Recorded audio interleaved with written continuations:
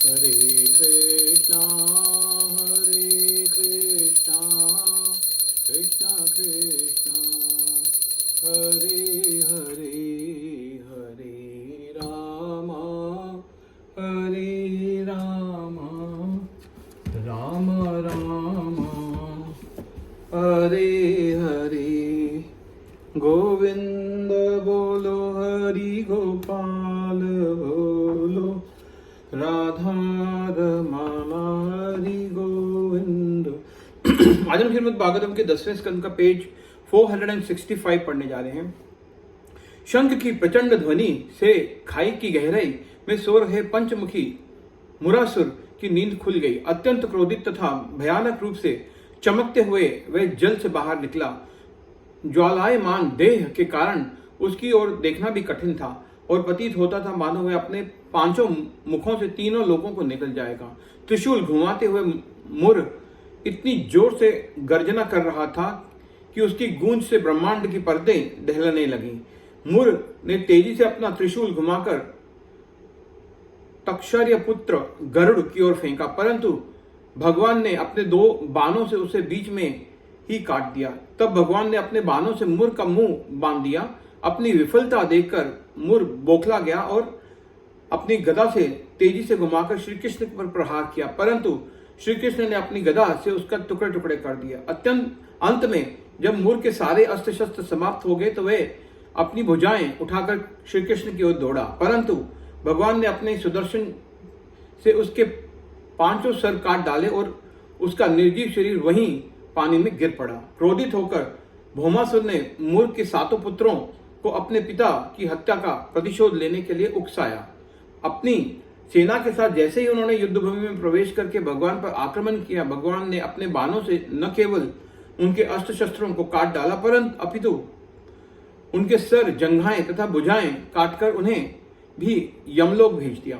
जब भौमासुर ने, जो नरकासुर के नाम से भी जाना जाता था, इस भीषण संहार को देखा तो उसका क्रोध अपनी सीमाएं लांघ गया और वह हाथी पर चढ़कर नगर से बाहर आया। गरुड़ पर विराजमान श्री कृष्ण और सत्यभामा उसी प्रकार सुंदर दिख रहे थे जिस प्रकार बिजली के साथ काले बादल सुंदर दिखते हैं। उन्हें देखते ही भौमासुर ने अपना शक्तिशाली अस्त्र शतघ्नी को तेजी से घुमाया, जबकि उसकी सेना भगवान पर चारों ओर से आक्रमण करने लगी। भगवान ने अपने बाणों से पूरी सेना को कटे हाथों, पैरों तथा सिरों के ढेर में बदल दिया।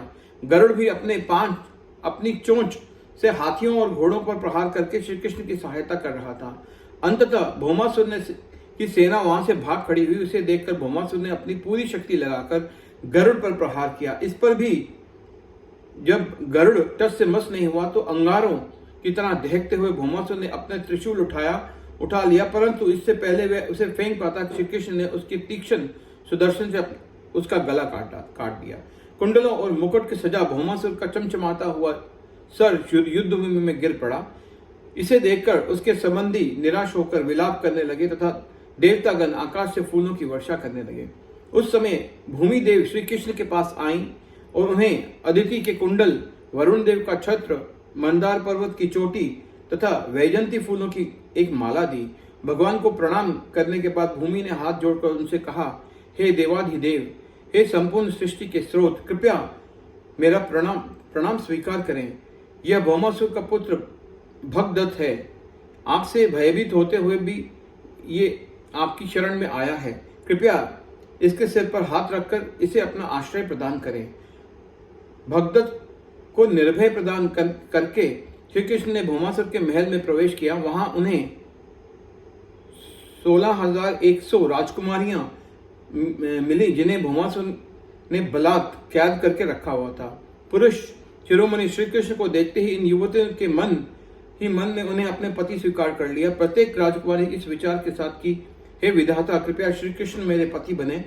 अपने चित्त में श्री कृष्ण के रूप, गुणों आदि पर ध्यान करने लगी। हरे कृष्णा कृष्णा कृष्णा।